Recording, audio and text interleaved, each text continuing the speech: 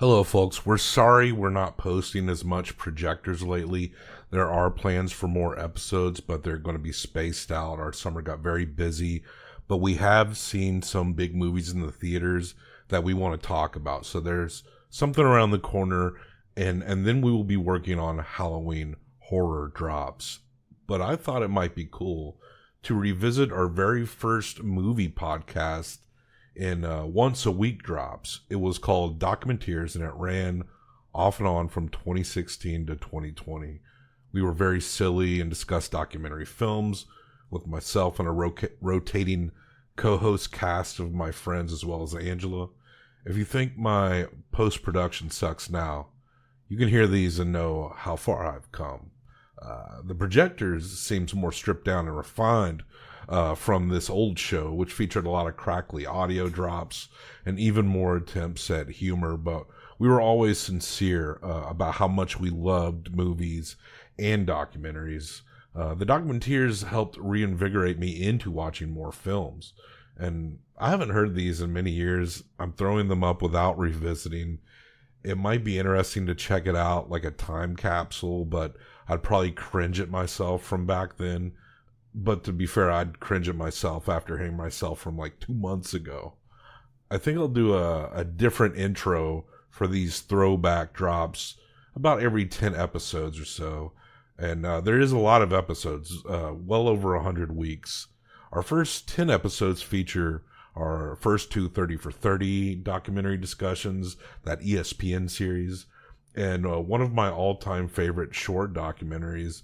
And there's some true crime stuff, which is fodder for documentary, but and it's still an occasional guilty pleasure.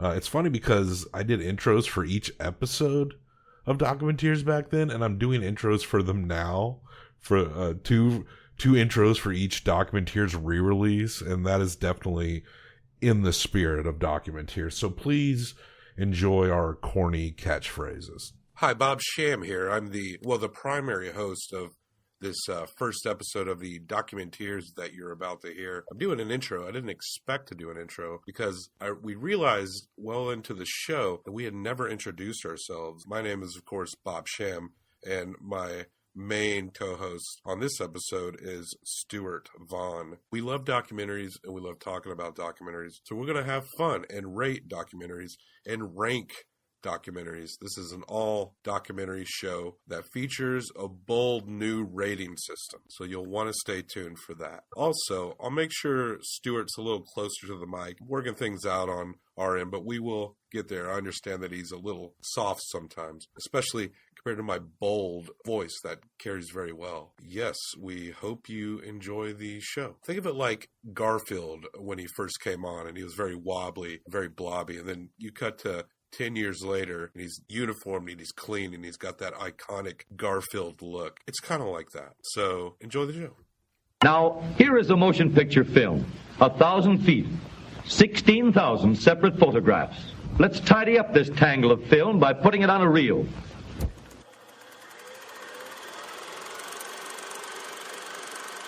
Well, if I had my choice, it wouldn't start at all. It would already have been. And it wouldn't end either. You know?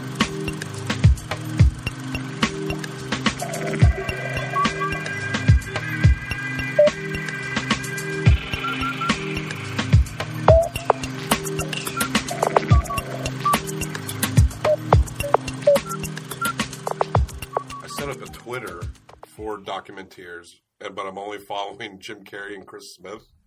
Yeah. And it took some doing to find Chris Smith's Twitter because, of course, Chris Smith is a very common name. Yeah. But he has a surprisingly not a lot of followers.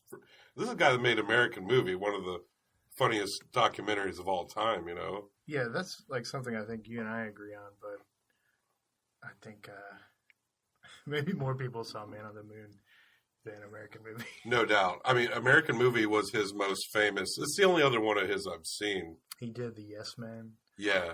He did a movie called Home Movies.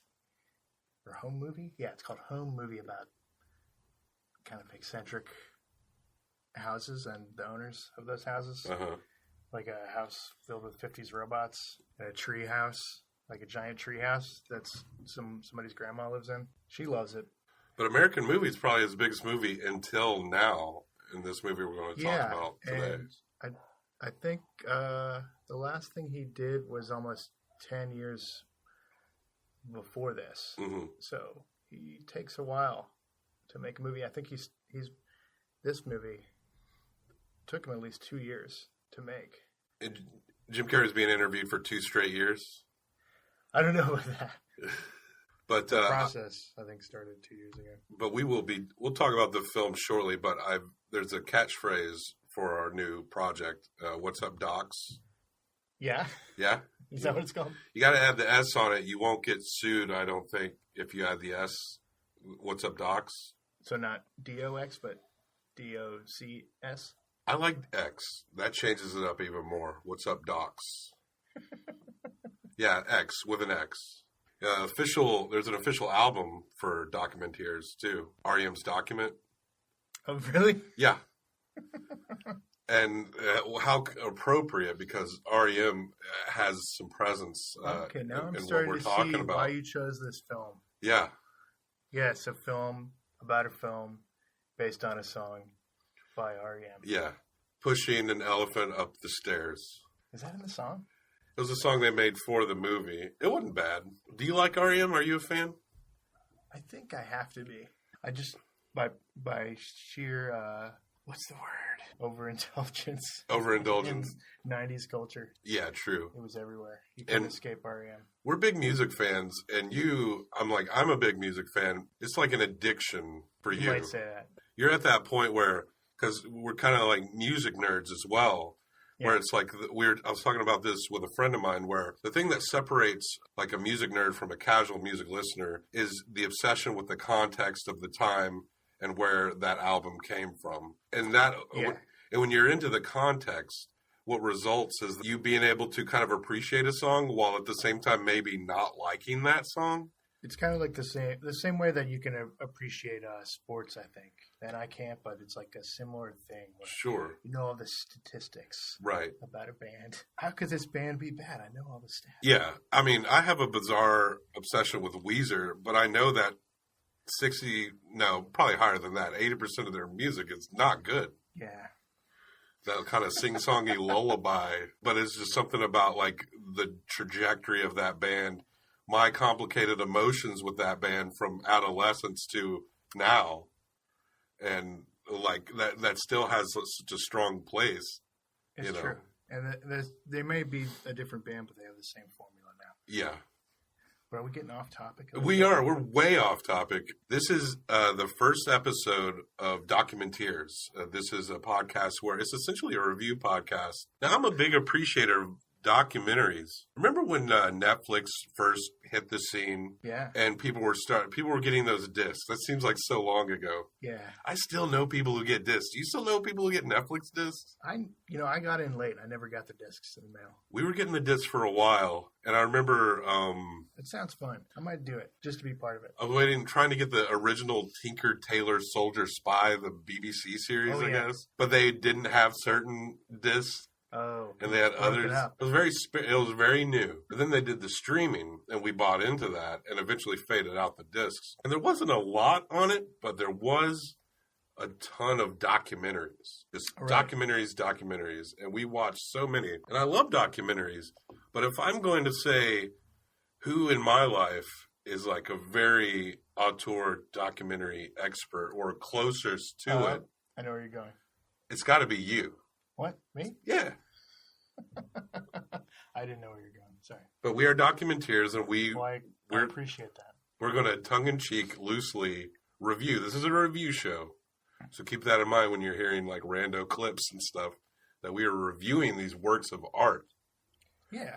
And our goal is to, I guess, what is our goal? To explore, right? And also the fact that Chris Smith had maybe the same amount of followers as I had before I deleted my old Twitter account. We need to turn these people more into rock stars, you know? Right. They shouldn't be humble. People like Joel Schumacher and McG be the directors that get all the glory and the fame. Chris Smith made American Movie, a beloved documentary. Maybe he should change his name to McC. I'm gonna tweet him after we record this. I think that might turn things around for him. But yeah, you can follow us at Documenteers on Twitter. I'm following Jim Carrey too. You got to check out that Twitter account, my friend. Really? Oh yeah, but we'll discuss his frame of mind as we go further in. He's an artist now, right? He is. Is it anything like John Lurie's Twitter account? Have you followed that? No. John Lurie of the Lounge Lizards and Jim Oh Jarmusch yes, movies. yes. Okay. He's just a painter now. Well, not just a painter, but mainly a painter. I saw a brief, maybe it was like a Vulture doc or Vice. It was like a 10-minute documentary about how Jim Carrey is painting now. There was a lot of stuff. I didn't think it was that bad. It's very much like, well, there's a frame of mind in Jim. I have this theory that he's going through his college phase, like right now. Right. He grew up in the public eye, didn't he? So he never really had that adolescence. Yeah, dude. I don't think he went to college. Maybe he had the adolescence, and now he's having. Yeah. With the adolescence, would that have been just most of his career that we saw?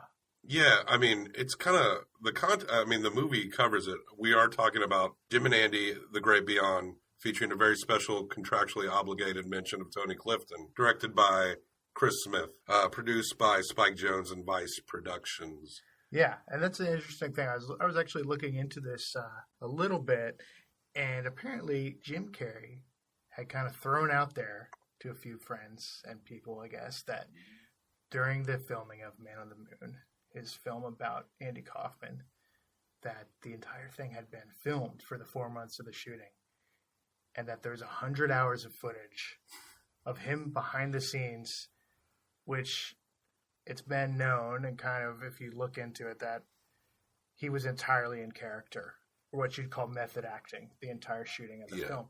Even, apparently, we see in the documentary, even offset, he was still Andy Kaufman sometimes. Yes. And the lines between reality and fiction were blurred. And that's what fascinated, I guess, Spike Jonze. And then he started to beg Jim Carrey, let me see some of this footage. And eventually he relented and showed him some. And eventually then he was able to get all the footage. The ball started rolling to make a documentary. And this footage sat there for 20 years. Nearly 20 years, Yeah. Yeah, gosh, it seems so long ago. I mean, Jim Carrey's trajectory, I mean, there are adults that are grown now that have no memory of, I mean, we remember as of our age, Jim Carrey was the biggest comedic star of the 90s, for sure. Yes, no doubt about it. Bigger than any other, I'd say. Even Adam Sandler at the time was kind of more of a fringe at times. He eventually, towards the end of the 90s, he had Waterboy. Yeah. It wasn't really until Waterboy that Adam Sandler kind of broke through in a big way. Adam Sandler, another huge one, and Jim Carrey had to have been the only person who was bigger than him. He got $20 million for a movie. I'm trying to remember which one it was. He was a $10 million man for a while. I think The Mask, he made $10 million. That's the, what? Cable Guy. He got Guy. $20 million Really? for Cable Guy. Wow. You know how much that movie made worldwide? Can't have made that like much. $106 million. Oh, well, and a lot more than 20 million. So he was 20% of that movie. That movie seemed like not like it didn't do well. Right? No. But I guess it was better than Man of the Moon. It's one of my favorite ones, but it is definitely different. And a lot of people they kind of had established strong expectations for him when that movie came out and when it came off a little dark. I liked it, but I was like a weirdo kid. And I think that movie is holding up much better now in retrospect. It's interesting. If you look at Cable Guy, it kind of shows like where Jim Carrey was eventually going to go as you know, a choice of roles and kind of a darker, weirder side of him, up to maybe the movie number 23. Have you seen that movie? No, I have not. I haven't either. But it seems like that's a movie I have to see now. Yeah. Especially now that we're doing this. Well, it's not a documentary. So it's right. I guess I don't have to see it. You won't be able to rate it in our 1 through 5 Herzog scale, but you can use the Clint Howard scale 1 through 5. But still, it's a part of the Documenteers?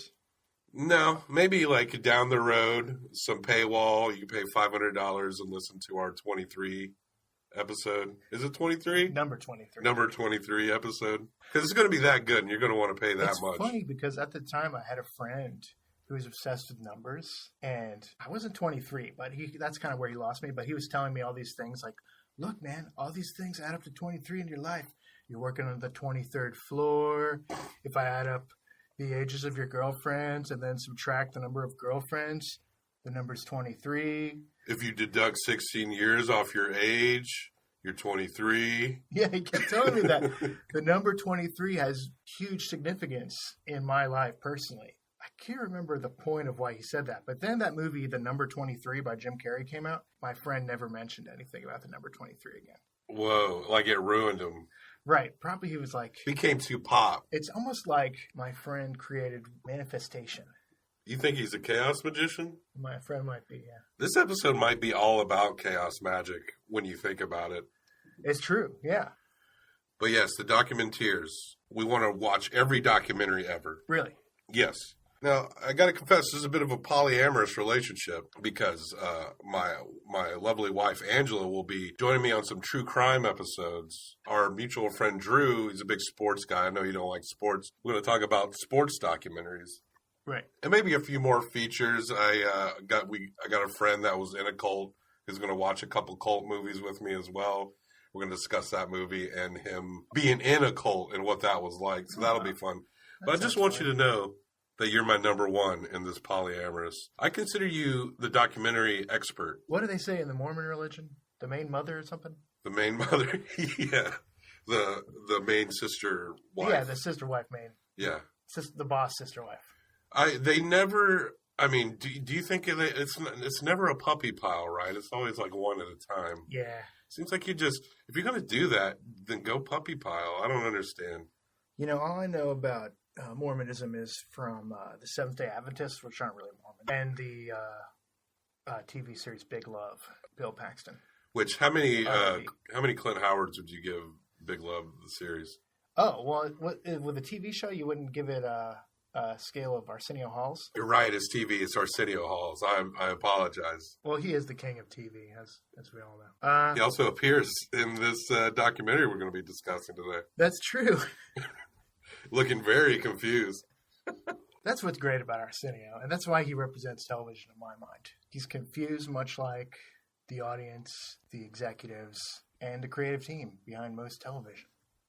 Confusion reigns. Chaos reigns. We are back and forth upside down in our topics today. We're talking about the movie and then talking about our setup and going back and forth. But hey, you got to let us be newborn babes trying the world out. Right, this is our first episode. But God, we're going to be so good at the end. Do you want to get back on the subject? Jim and Andy, The Great Beyond, featuring a very special, contractually obligated mention of Tony Clifton. About Jim Carrey behind the scenes. On Man on the Moon. As we were saying, a lot of the footage in this documentary is culled from that 100 hours of footage. Can you imagine that? 100 hours. Yes. Over 4 months. So what I'm told from my research is the first pass was made by Chris Smith's editor, who worked with him on American Movie and all his other films. He then went through this 100 hours of footage and culled it down to 3.5 hours, which is the version that Chris Smith saw, which was just, I guess, all the key moments and parts that were we don't need connected. We don't need the 45 minutes of Jim Clifton smoking a cigarette. This movie, wow. I don't know where to begin this thing.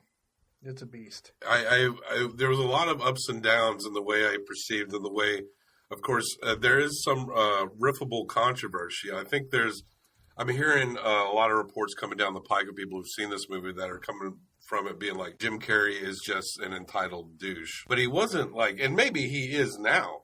Yeah. But he wasn't always like that. He kind of was a very working class kid from a small town in Ontario doing terrible impersonations. You know, it's like, I think at the time that I saw Man on the Moon, it came out in 1999. I remember being pretty excited to see this movie. Same here. I was peaking in my Andy Kaufman interest probably around that time. Right, and there wasn't really any way to know much about Andy Kaufman at the time. You could see like a few documentaries about his wrestling era. There wasn't really much. There were a few TV specials on VHS because that's the era we're dealing with, really. I had his TV special, the VHS, where the screen is messed up. And then he did the My Breakfast with Blassie, which I guess was his take on My Dinner with Andre. Maybe, I don't know. Do you own a copy of Heartbeeps? Oh no, I've seen it. I would have figured you might own it. I think I maybe have a bootleg of it. Whoa, are you okay with admitting you have a bootleg of Heartbeeps? Yeah. Okay. Yeah, heavily bootlegged Heartbeeps. That was actually, I think, Andy Kaufman's last film was Heartbeeps. Was it? Yes. Was there any other feature films he was in? I think so. We should really probably look that up. Some things you're going to have to research on your own after this discussion, if you're so inclined. But I know for a fact that they kind of play with the continuity of his life. In fact, saying that his Carnegie Hall appearance, which is also on VHS, was his last appearance before an audience, before he eventually succumbed to cancer in real life. But that was not actually his final appearance. His last appearance was on an unreleased pilot, a TV show called The Top that was never actually released. The Top. What was this show about? So it was kind of like a Saturday Night Live without any comedy and only musical guests. Sounds like right up his alley. And he was the host of the first inaugural episode. It featured an appearance by the Hollies and the Romantics. That wouldn't really have made for much of an interesting film to go to that. Sure. That now we get to look at what happened behind the scenes of this movie. Because Jim Carrey's version of Andy Kaufman is kind of embellished and over the top. You kind of get a version of Andy Kaufman. In Jim's words, Andy Kaufman just took him over and he was piloting that plane. Right. But I don't necessarily believe that. Those were his words. That's true. But really, I think Jim Carrey needed a break from being Jim Carrey. And he doesn't exactly admit that in this documentary, but that's the takeaway I'm getting. And so he decided to pretend to be, I guess, one of his idols, Andy Kaufman. When Jim Carrey was, he was talking about how special Andy was and what made him unique. But I got this vibe that he was talking about himself in these descriptions that he's saying. You get the feeling that like that line, not just him on the set being these characters, but him in this interview is kind of blurring this line between how he views Andy Kaufman and how he views himself. Right. Because there's moments where like it just seems like your ego is beyond, dude. And then he might say something that kind of like puts himself in check. Like he says at one point in the film that he and Andy didn't have the same personality. Maybe he was just saying that because Jim Carrey was saying a lot of shit in this movie, and he was all over the place. And they showed the footage, and this was probably done on purpose by Chris Smith. It was very smart. When they were showing the film footage of the kid, was that kid Jim or Andy? I think it was Andy. I think it was Jim. I mean, I don't know because I've never seen that footage before. It is interesting to me to make a movie about a movie that really, we're not talking about a movie that was a huge hit. Man on the Moon actually lost a lot of money. And Milos Forman, the director, didn't make another film for, I think, 16 years. In a lot of ways, you could say this movie is a kind of a flop that we're talking about here. I saw this movie in the theater because I was totally on board with the subject matter. I did too, and that was because I worked in a movie theater at the time and could get in free.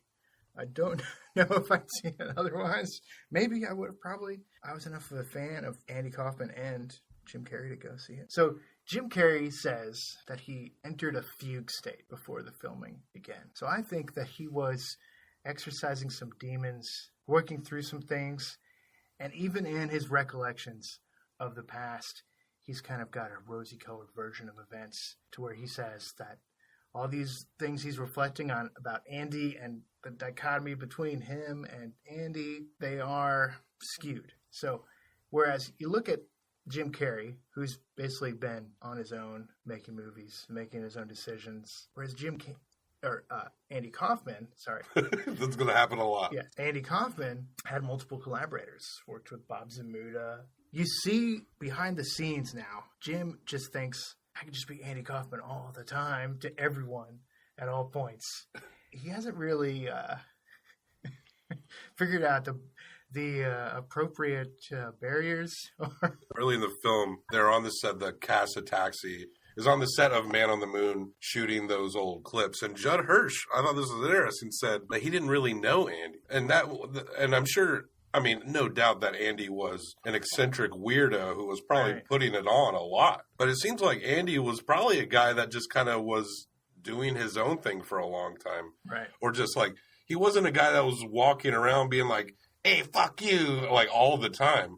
He was probably most of the time in his dressing room, just kind of keeping to himself. He seemed like more of a quiet, private person than truly some guy that just went around and made everyone's life miserable. Yeah, I mean, there is the book by Bob Zmuda where it kind of embellishes, and he's come out and said, and people that knew Andy Kaufman have said, like, well, he's kind of like adding a little bit of extra to the truth, saying that there was all these, events that happened on the set of Taxi that were kind of legendary, but I don't know if that was the everyday occurrence, although he's entirely on the set of Taxi, probably in character. So a lot of people didn't know, and that's maybe the interesting thing is like nobody really knew how Andy Kaufman necessarily was, except one guy who is what you'd call not necessarily truthful, Right. which is Bob Zmuda, and Lynn Merkles, who's, I think that's how you say her last name, but that's Andy Kaufman's girlfriend, Right. who's also on set during Man on the Moon. Both of these people are content to leave the mystery of Andy Kaufman going, which is that we didn't really know what was a setup, what wasn't a setup. And now, the way the world is now, we can look up all kinds of television bits that Andy Kaufman did beyond just the Letterman stuff that are portrayed. You can see like tiny public access stations in character doing crazy stuff. Did you bring your checkbook? No. Well, let me go get my checkbook. Yeah. We're going to write ourselves a check for $10 million. Podcasting services rendered. And then we're going to actualize this in the future. We are going to be the richest podcasters. Let's go for 5 years. Yeah, 5 years. No, wait, 3. Maybe like it won't be one lump. Maybe like we can add them up together. I don't know. What if we just start with like $100? All right, I'll write $100 check for podcast. I think I could probably get that by the end of next year. Yeah, well, let's give Come on. ourselves 3 years to get $100, and I think that's doable. And I want to talk more about Bob Zmuda based on what he says later in the movie. Right. Jim was talking about Tony Clifton and talking about how Tony Clifton, this is a thing where you think Jim is full of himself, and then he says something later that seems like he understands it. But he was talking about how Tony Clifton was a personality type that reacted against people who thought that they were better than him. And when he said that, I immediately wrote, Tony Clifton would hate Jim Carrey. Right. And I think at some point he does say something against. What does he say? He's a fraud. Jim Carrey's a fraud. And Chris Smith asked him about that. Yeah. And I can't remember quite what Jim said. I think he was trying to like be fluffy about it. We could pull that. Pull it. All right. Don't make me edit too much.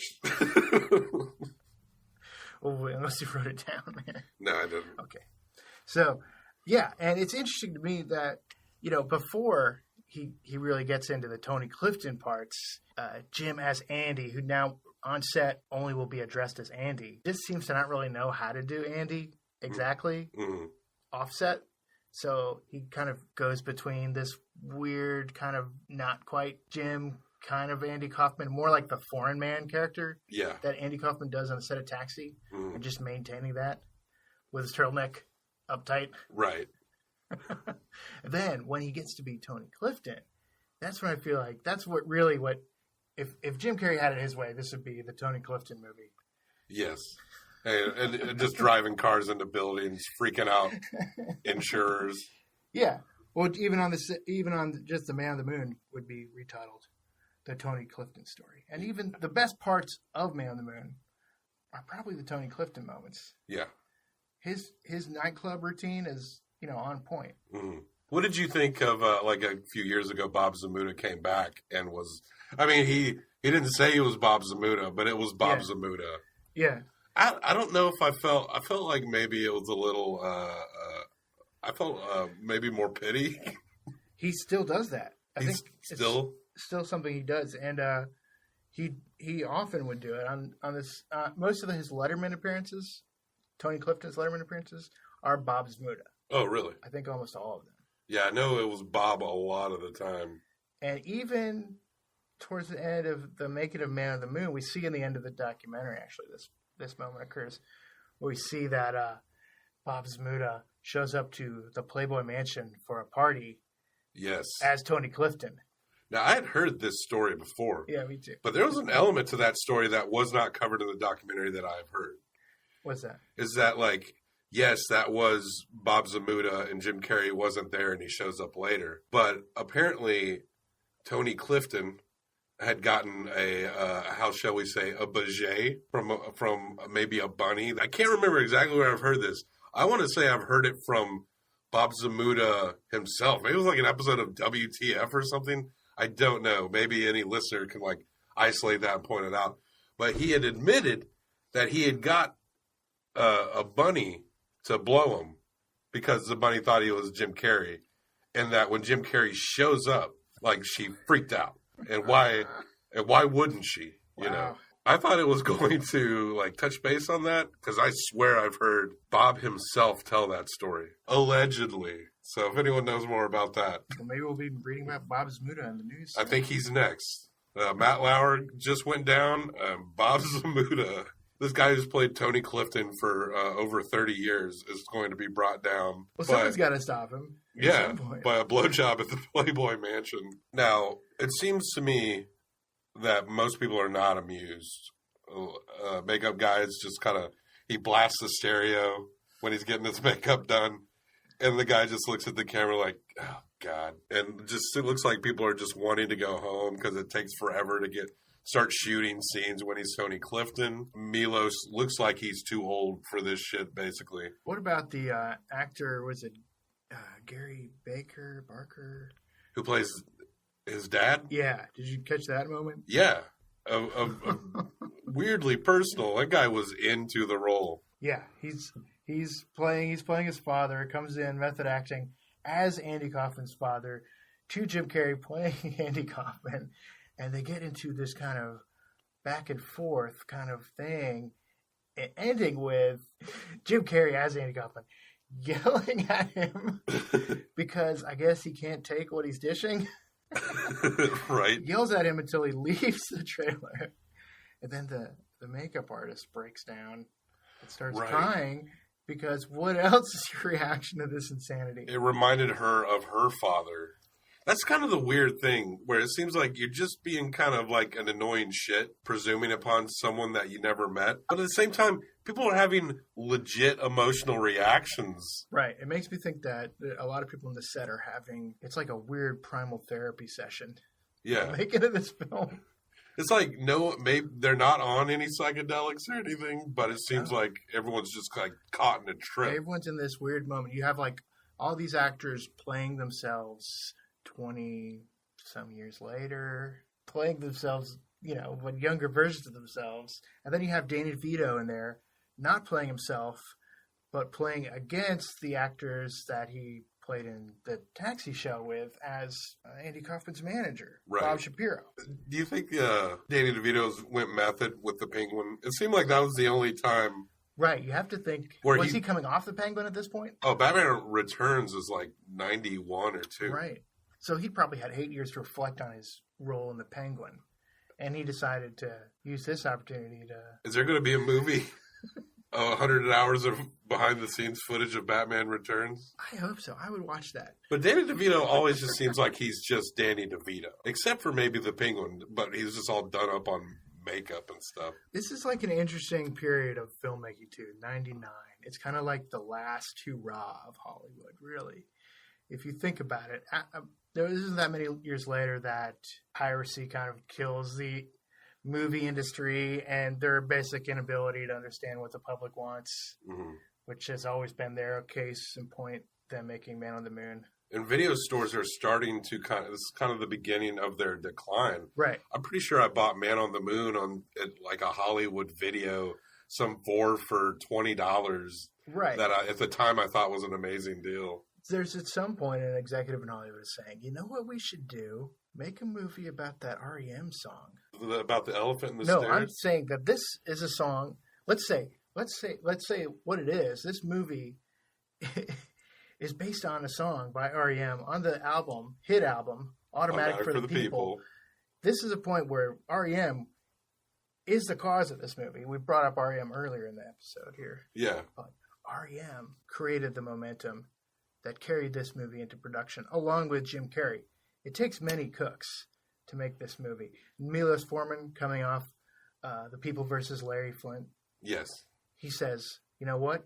I'm going to bring my star power to this. I'm also going to bring Courtney Love along, another 90s icon, to reprise her role. Yes, as a girlfriend of a lead. Yes. Excel at it. That's what she's great at, And my wife, she watched this movie with me, Angela, who you will hear on other episodes, pointed out that Lynn Margulies looked younger than Courtney Love, who was playing Lynn Margulies from 20 years previously. Right, wow. Well then, perfect casting. I mean, Lynn Margulies looked great. It seemed to me like she could have played herself. She just didn't have the acting chops. Yeah, I guess not. Of a Courtney Love. Now, Andy, we were talking about the real emotions. I think she won an Academy Award, a Golden Globe for Larry Flynn. Yeah, I'm pretty sure. I think you're right. And Jim was nominated. I think he won 2 Golden Globes, one for The Truman Show and one for Man on the Moon. Yeah. So, which at the time, those were his best movies in terms of serious acting, I suppose. Andy Kaufman's family comes around on this set and talking about those emotions in contrast to the bullshit you smell watching this movie. It becomes very complicated for the viewer because I'm watching it and Jim's going off on this. I don't know. I had to check to make sure he wasn't a Scientologist, the way he would talk about himself and his career. He kind of had that vibe, didn't you think? It's just in the air, I think, up there. But Andy's sister shows up. First, we see Andy's real life parents show up later. Right. But she was for real having a very emotional moment. And Jim I have to imagine it was kind of surreal for them. And I don't know if we can really say what they were feeling at the time or anything, if they know even. What was their version? It made me curious as to what their version of Andy was, because he was, obviously that's his family, but how was he at home? He probably was putting it on, and they probably saw things on the cutting room floor, but they probably experienced a very private, kind of to themselves Andy, just like a lot of people did. And it seems so, because Jim was always Jim when he was talking to Bob Zmuda. Did you notice that? He never seemed to be, he would kind of go in and out of the Andy mode to have a laugh or something, but he was talking as Jim Carrey when he was with Bob Zmuda. Wow. I didn't notice that. There was a few times when he broke, the first time Jerry Lawler grabbed him in the hall, and he was like, all right, man, after Lawler was like, I can do this to you anytime. I think he broke then. But yeah, it was kind of interesting how he would kind of beat Jim with Bob when he met Andy's family. There was nothing in him that was like, oh, they actually kind of knew him way personally. Maybe I'll tone it down. No, he was the full Andy. But he was the public persona of Andy. He was the Andy that we all know. And eventually he's dealing with Jerry Lawler. All right. And tell us about Jim as Andy's interactions with Jerry. Wrestling Hall of Famer. I think he's a Wrestling Hall of Famer. I think the first time we see them meet in the documentary, he's throwing things at Jerry Lawler, trying to entice him. And I think he's kind of back in the mode of oh yeah, now I get to come alive again and do antics. And Jerry Lawler is not having this. Yeah. Because Jerry's not feeling this oh, he's in his method. I got to allow for this artistry. He's just don't fucking throw eggs at me or I'm going to choke you out. Because Jerry and Andy, they were in on these bits together. Right. Andy wasn't hounding him. Just like most wrestlers, I think. Lawler says that Andy was also weirdly formal with him when they weren't in front of a camera or in the ring. He'd be like Mr. Lawler, there was a relationship where they respected each other professionally, but it wasn't. But Andy Kaufman was not behind in the dressing room throwing eggs at Jerry Lawler or spitting on him. If the cameras are rolling and you're in your mode, you do that. But Jim was just well, Andy's taken me over and he wants to be a complete shit to Jerry Lawler. Not Jerry Lawler, the wrestler, but Jerry Lawler, the human being. Right, and I think what we realized from this footage behind the scenes is that in Jim's mind, the cameras are always on, which they were. And he was always performing. And we see that earlier in the film, right? When he takes the camera crew to Amblin Studios so he can harass Steven Spielberg. Oh, right. Who doesn't happen to be there. But who is that for, if not for the footage that we are seeing now? Right. Right? It's interesting how we were meant to see this. Yes. If we should have, I don't know. But we're seeing it now. So, yeah, Lawler does grab, we mentioned this earlier, Lawler grabs Jim. And I think that's when he's not Andy after Lawler is like doing whatever he did. We didn't get a good angle on it. It was like in a hallway and people were like having to jump in. Oh, yeah. So we don't know. But I think he was Jim after something happened to him in there. There was a point after that where he seemed to calm down a little bit. Yeah. and just try and make it through this film. Well, Milos commented that, like, when they're stepping off a food truck, that, like, Tony was a lot more bearable after you fed him. You could probably imagine Milos is just trying to feed him constantly. Now, there's a quote from Courtney Love that I heard that when Jim Carrey was in character as Tony Clifton, that he would fill his clothing with Limburger cheese so that he would stink extra stink, so people wouldn't want to be around him. I'm surprised we didn't see more Courtney in this movie. You figured with her reputation that she would could be a big part of this swirl, but she was in some limited shoots, I believe. I think she could kind of smell what was in the air. Yeah. Her better instincts took over. Yeah. Now, Jim Carrey, the way he talks throughout this movie, it's not like he's talking about The Secret or something. Or it's known by many other things. I wrote down Joel Osteen style when he was talking about actualizing that check. When he was on Oprah, talking about how he would get that check. Like, I think it was The Mask is when he made his first $10 million check. Yeah, there's a takeaway that he's trying to feed us as the obvious audience. He's trying to feed us this kind of thing. It's like the takeaway is all this great achievement, and I'm still unhappy. Yeah, because I was never happy. And I always love it when anyone, no matter what your income is, you can experience depression and unhappiness. And I feel like when you meet people with like high income, they're very quick to point that out. And it's like, well, yeah, you're a human being, but it's often brought up in a sense of like trying to even out with like maybe the more regular people.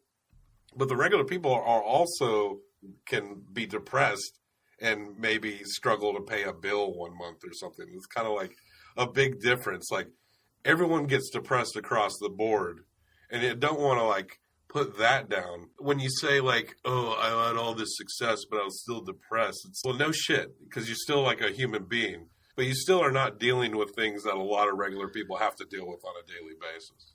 Right. Like he never put his selfish tendencies in check at any point. And you don't get the idea that he necessarily has now. And if you're going to look at why he might still be unhappy even now and why he's secluded himself on the mountain, the protagonist in an Ayn Rand book, it's for the same reasons that a character in an Ayn Rand book would do it, because they think that society doesn't appreciate him or he doesn't feel appreciated, so he's gone into reclusion to paint.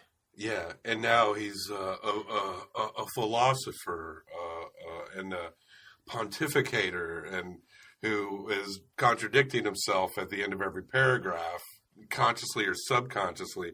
This is why I wrote, Jim is going through a college phase. How old is he now? He's middle-aged now. Yeah. But he is going through a college phase. I don't think he went... You remember when we were in college and we're absorbing all this new stuff and we're like, you know what, maybe, man, we're all just like, maybe there is no free will, man. And you're high or you're experimenting with your drugs and you're very much going through spirituality. But you're young, so you're not like talking about these experiences with any objective, like, what does that mean, like you would when you're older. When you're older, you kind of more understand, or at least awful people do, that you don't really know what the fuck you're doing oftentimes. But at that age, you'll discover something on an emotional or spiritual level. And you'll talk about it as if you were the Marco Polo who has just discovered this and can now, like, at a cocktail party, explain it to everyone. Right. That's something that people go through when they're like 19 or 20. Right. And Jim, he exploded. He gets on In Living Color. So arguably In Living Color up to Cable Guy, Truman Show, that's peak Jim Carrey. That's high money Jim Carrey.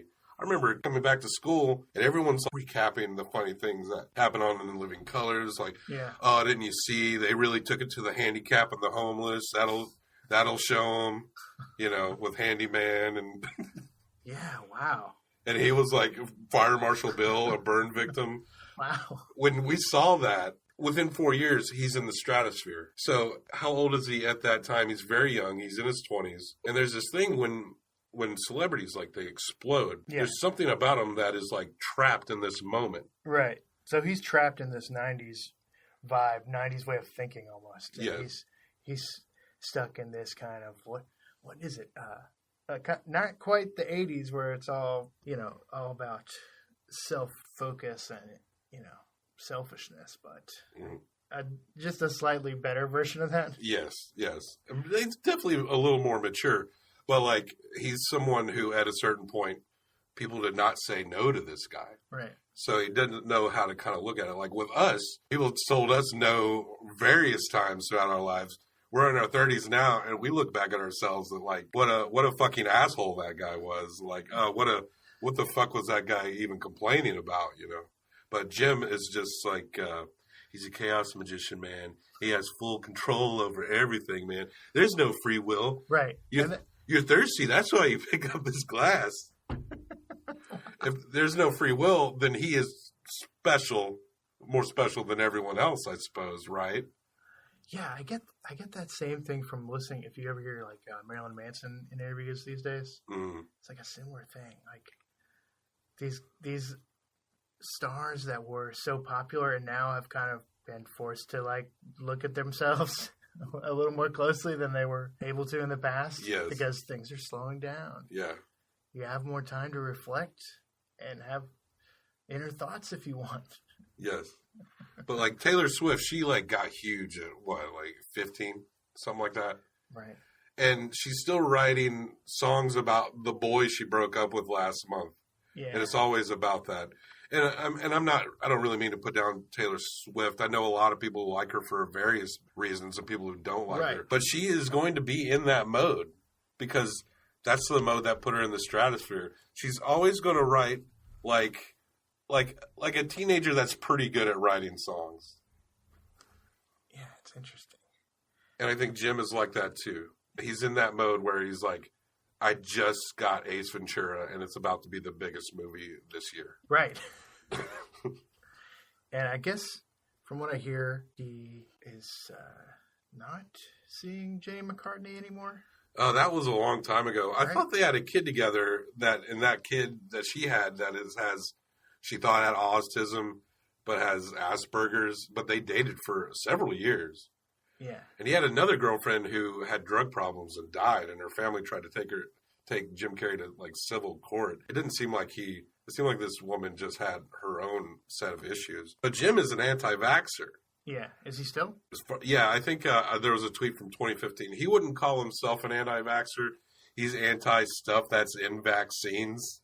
Right, that he like thinks Mercury or something, right? They say Mercury and some other thing with like a TH something, but it's just people presuming something that people who've spent all their lives in research and many hours determining, but Jim is just some guy being like, I don't like the way that sounds, and you should take that out. So, we're going to have some anti-vaxxers listening to this, I'm sure. Right. What would you have to say to them? Do some more research. Yeah. Before you understand the nature of science. We might laugh at someone. You might laugh at someone who thinks the Earth is 6,000 years old, but then that same person will be like, "Vaccines give my kids autism." That's the one thing about this is the preventative aspect of medicine.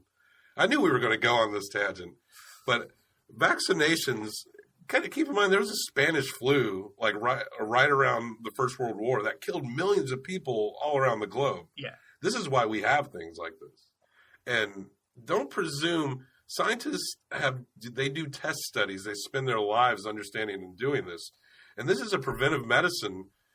I know the problem that creates a lot of doubt in American medicine is that a lot of it is for profit. It seems like you're just treating the symptoms and not the cure. But a vaccine is a rare case of a preventative medicine actually functioning economically, because you don't want all these people dying of like mutated flu viruses, because that's going to be bad for the economy.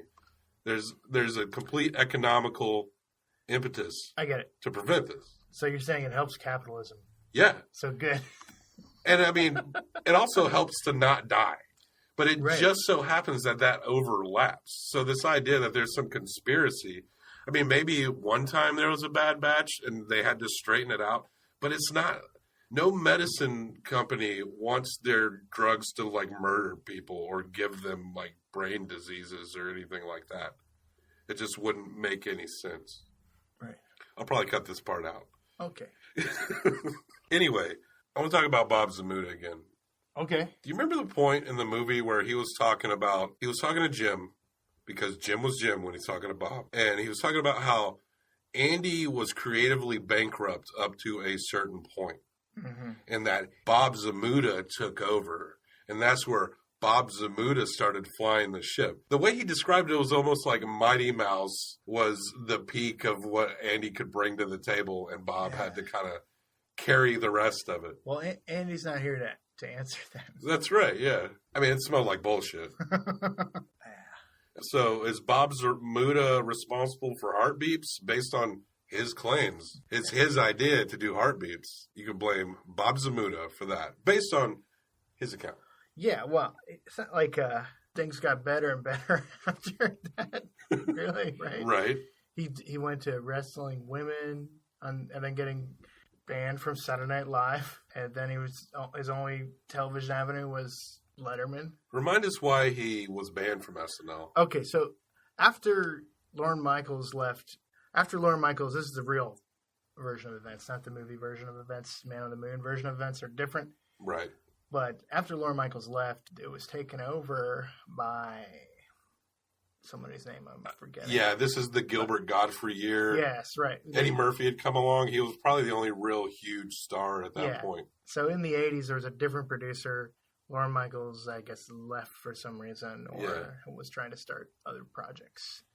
And Andy Kaufman was still coming on, but all he wanted to do was wrestle women. And since Lorne Michaels wasn't there to rein him in, I think that he was able to do that more and more because the current producer really didn't know, obviously, what to do, because he also had, Robert Downey Jr., young Robert Downey Jr. That's right. On there, and decided to bring on, I don't know. Was it Joe Piscopo that year? Yeah.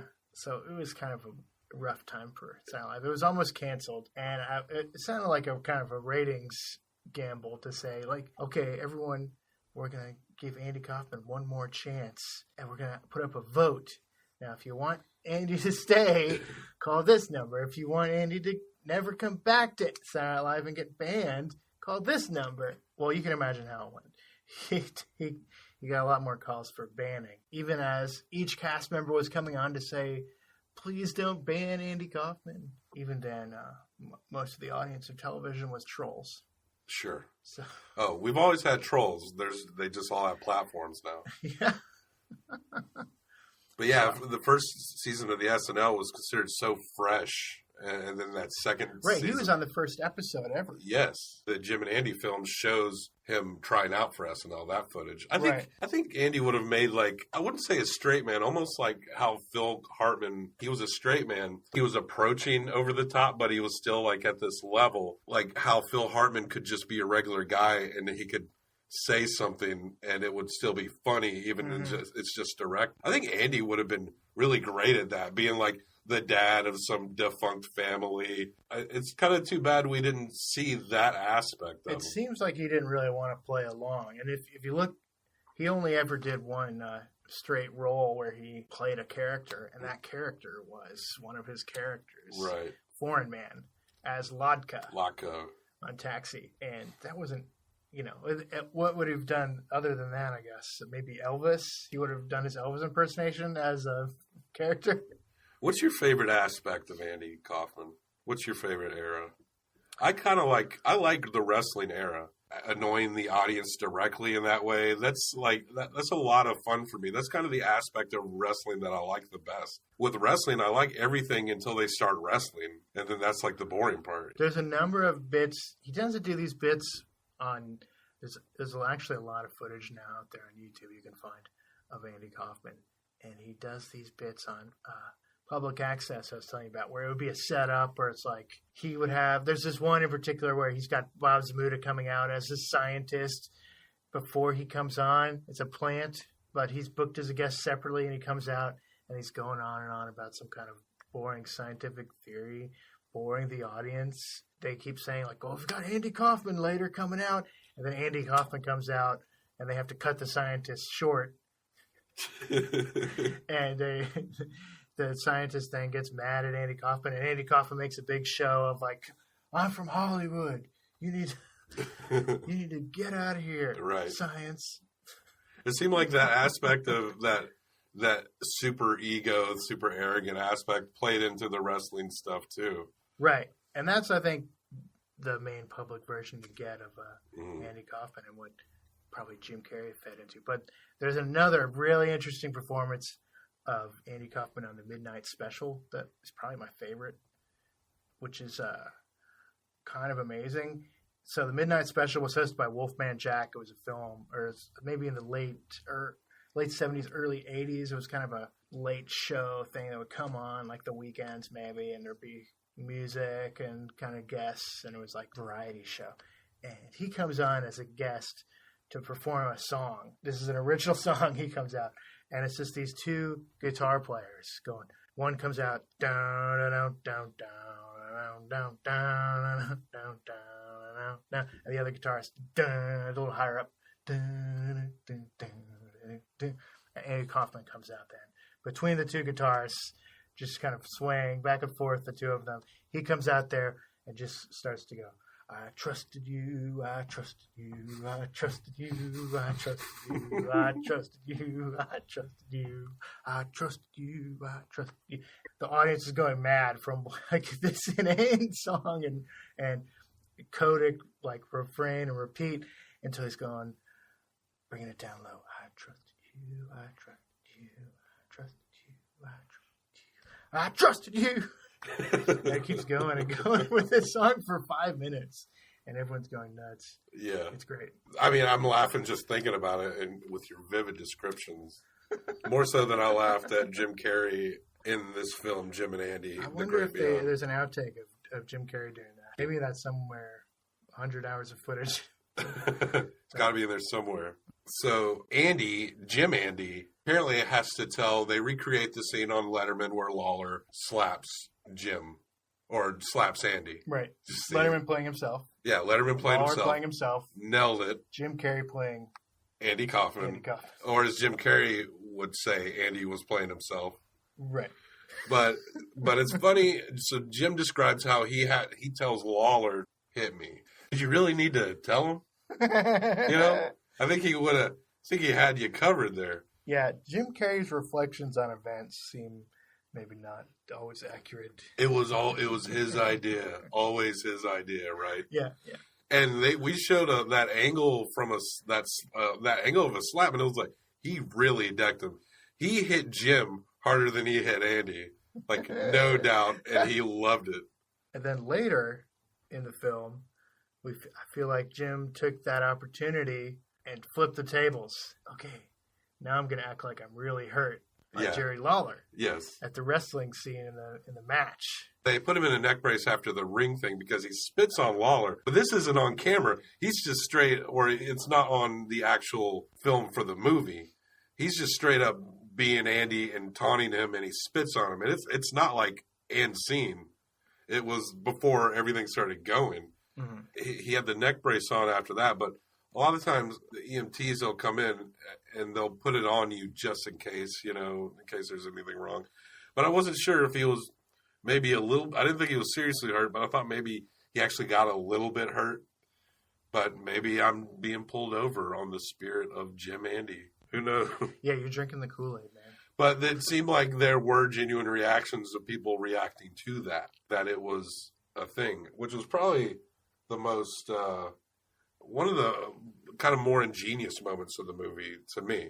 That line was blurred so well in that regard. Yeah, it's interesting. It's like Chris Smith kind of, he said earlier on when he was starting to work on this film, the idea had been out there to interview everyone involved in Man on the Moon, including Milos Forman, Paul Giamatti, but he kind of wasn't really interested in doing that. That's what he'd been told by Spike Jonze, I guess. It's like, yeah, interview everybody, but it didn't seem like a good idea to him. And when he started interviewing Jim Carrey, that was to him what was the most interesting part. To just get Jim Carrey really reflecting. And if we watch this footage, that's what it is. And we get Milos Forman's take through Jim Carrey. Apparently, he called him and said, "You're doing a great job," or whatever he says. Doesn't he right. say that? You're the greatest actor. I don't think he ever actually said that, but yeah. That's the kind of take we get. We get a lot of interesting interpretations of the events from Jim Carrey's now illuminated perspective of time has shown him the correctness of his ways.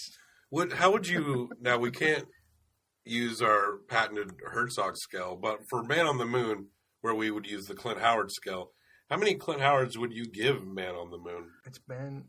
I only watched it the one time.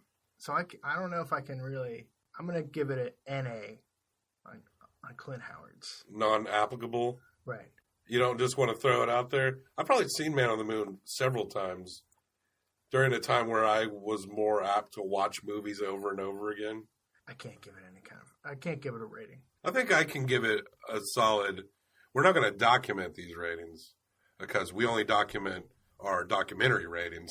But I think I'd give it a solid Man on the Moon, a solid 3 Clint Howards. Really? Like a straight, even good movie. But reflecting on it, I don't know if it was really blowing it out of the water. It's just a serviceable, a good straightforward movie. And it helps that I enjoy the subject matter. But I don't know. It seems like 4 Clint Howards might be a little too much. There are some criticisms of it and some little things I didn't like about it. I think if I went back and watched it, I would not like it as much. Really? Yeah. Be interesting. Well, we're not required to review feature films, so that Clint Howard rating is just for fun for the people at home. Now, of course, unfortunately, Andy dies of cancer. In real life. And Jim Carrey also dies of cancer in this movie. And, they don't go into it in the documentary, but he goes to a psychic surgeon. With the chicken guts, that old trick. I feel like in Man on the Moon, this is the part that starts to kind of slip a little. Right. It's not subtle in this part of the movie, it's just kind of played straight, oh no, Andy, no. There's no real. Yeah, it's more like at this point in the movie, they take the Bob's Muda version of events, and I just don't know if I buy it all. No. I think there is definitely a lot about Man on the Moon that is inaccurate. But this movie, Jim and Andy, The Great Beyond, featuring contractually obligated appearance by Tony Clifton. Yeah. This is all real. Yes. And how many Herzogs going to give this one? As I was watching the movie, I kind of, sometimes you get a little annoyed, I'm getting annoyed a little bit at Jim. Yes. And I'm thinking, am I annoyed at this movie? Or is this movie succeeding because it's annoying me? Yes. That's the question you have to ask yourself in this movie, right? And the character isn't endearing. In those emotional up and downs that you see, I really appreciated those moments of the people around him are they're annoyed by Jim, but sometimes they're having actual emotional moments regarding what he's doing. I think Jim Carrey, a lot of people will watch this and riff how he's a tool, and he is, but he didn't completely miss the mark on accomplishing what he wanted to do. He actually pulled it off. I'm not sure who would play a better Andy Kaufman. Who do you think would play, could anyone play it better? I mean, as far as what I remember of Man on the Moon at the time, that he did a fine job, and he did it as probably as good as anyone who wasn't Andy could do it well enough. I couldn't really think of any actor. No one comes to mind because Andy Kaufman's such a unique figure. Right. At the time, what are our options, really? Jamie Kennedy? Yeah. Well, Adam Sandler, of course, previously mentioned. I think he could have pulled it off. Yeah, he gets pretty surprising in these dramatic roles. If Adam Sandler is not writing or directing the movie, then sometimes good things happen. Adam Sandler, for my money, might have been a better Jim Carrey. If we had Adam Sandler playing Jim Carrey playing Andy Kaufman in this documentary, oh my gosh, imagine what that would have been like. Adam and Andy in the Great Beyond.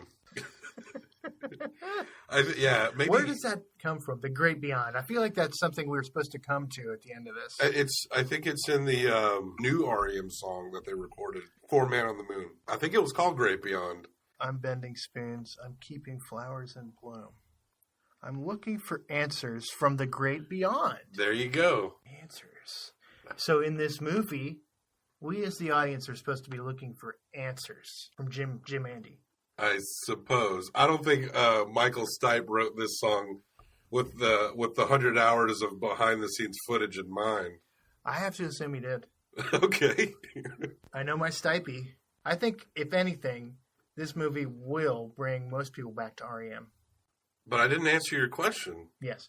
About the Herzogs. Right. Our scale is 1 to 5 Herzogs. Yes. I'm giving this movie, The Great Beyond, or Jim and Andy, The Great Beyond, featuring a contractually obligated appearance by Tony Clifton. Get this, 4 Herzogs. Really? 4 out of 5 Herzogs. Wow. So they got to accomplish what it was going to do. I don't think it was obviously supposed to. I think you're supposed to make your own decisions on Jim. And I think the idea that he's kind of a blowhard is an obvious part of the movie. But it's just that contrast and the feelings I get going back and forth between disliking him, but consciously being almost moved by the way other people are moved throughout the film. As a viewer, I thought it worked so well. I got to give this Chris Smith film 4 out of 5 Herzogs. I also will give this film 4 out of 5 Herzogs. And I will add that I think it's probably the best Chris Smith film since American Movie. Now, if you looked here, I don't know, have you seen any of the other Chris Smith films? No, just this one, an American Movie. Okay, well, I would say that that's probably all you need to see. Oh, yeah? Have you seen all his other movies? Unless you really want more. Now, I think he's got a American trilogy. There's American Job, right, American Movie, and American House. Those 3 are pretty great, but American Movie being the best. It doesn't quite live up to American Movie. No. American Movie was something special. So, very unique, regionally unique. And you could laugh, and you laughed at those characters, but you didn't want them to fail. Yeah. You wanted them to succeed in their dreams. After American Movie, I was really interested to see what his next thing would be. And he started a project called Zero TV, actually. So he's from, I think, Wisconsin. Yes. Or Minneapolis? Milwaukee, I believe. Milwaukee. Minneapolis is Minnesota. So Milwaukee, Wisconsin. He started a website called Zero TV, which was like, I think, one of the first websites I remember going to. And they would have QuickTime videos of, 5-minute long films that they were working on. It was pretty great. And some of those are still on YouTube. Oh, I'll check that out for sure. Now, we've both rated Jim and Andy, The Great Beyond, featured a contractually obligated appearance by Tony Clifton. We've both rated it 4 out of 5 Herzogs. That's right. We will be documenting, because we are documenteers, are the best movies in these documentary subcategories. We have the arts, TV, film, art, dance, which is what this movie will qualify under. That excludes music. Music documentaries are their own thing. Then we'll have true crime, and then we'll have politics and society. Yes. So we'll get into some real arguments in those episodes. Oh, yeah. Science and nature, also including medicine and natural history. Spirituality and speculation, movies that might be critical of religions or ones that are pro that religion. And aliens. And aliens and like Bigfoot and stuff like that. And of course, history, like world history, military history, stuff like that. The Ken Burns Vietnam, which I really want to get to. Have you watched any of that? Yeah, it's great. Yeah, I've been hearing nothing but good things about it. So that would go in our history category. So for the time being, Jim and Andy, The Great Beyond, featuring a contractually obligated appearance by Tony Clifton, is our number one. Is our number one documentary film with 4 out of 5 Herzogs. Right. Great. Well earned. Way to go, Jim and Andy, the movie. Yeah, Chris Smith made Blah, blah, blah, blah. a fine movie. Jim is full of himself, and we're all the better for having seen that. Yes, it was undeniably entertaining. Coming into this movie, historically in context with the current time where we are, what we knew of Jim Carrey was that he had a huge beard and that he liked to go to fashion gala events and harass the presenters on the red carpet. And that's about all we knew, right? That he was just out there trolling. And now we know a little bit more about that side of Jim Carrey. And I think we're all the better for it. Cool. Was the end of our episode? Just about. I mean, yeah, that's it. Our original music is by A2. More documentaries coming up. We were talking about Room Full of Spoons, the documentary based on The Room, the Tommy Wiseau movie. Yeah. My wife and I are actually probably going to go see The Disaster Artist here tonight, hours later. Oh, wow. So Date night. That will be exciting. It's date night, right? It's date night, yes. And then there's other things down the pike. Our mutual friend Drew, we're going to go through the 30 for 30 series. My wife and I will be doing, I think we're going to we want to do Madonna's Truth or Dare. And then there's a documentary, I don't remember the name of it right now, which is about the kids in the Truth or Dare Madonna documentary. There's a lot of things down the pike. And there's just tons of documentaries. So there will always be subject matter. Stuart? Yes. I don't think we ever introduced... Ourselves? Yeah, no formal introduction. Right. Well, why would we? Well, I'm Bob Sham. So this is like an out-tradition. I guess so. Out-traduction. Okay, hopefully I won't have to edit so hard in future episodes. But I'm Bob Sham. I'm Stuart Van. Stuart Vaughn. Vin. Stuart Vaughn. And this is Documenteers.